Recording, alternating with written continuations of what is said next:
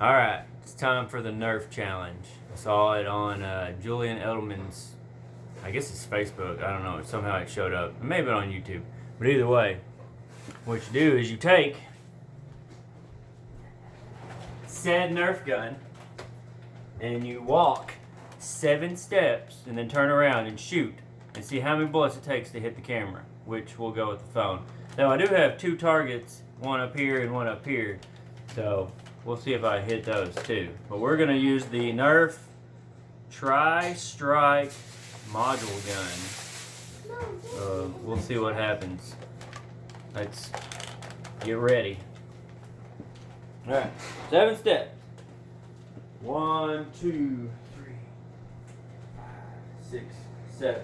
Alright, I gotta put my eye protection on because I did forget that. Always wear your eye protection. Alright. I got it! First try! 3.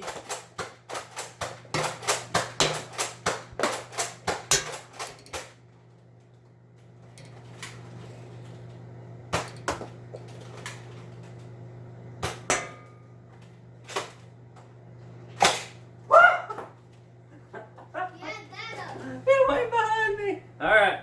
Well, I hit it like 4 times and got it on the first try, so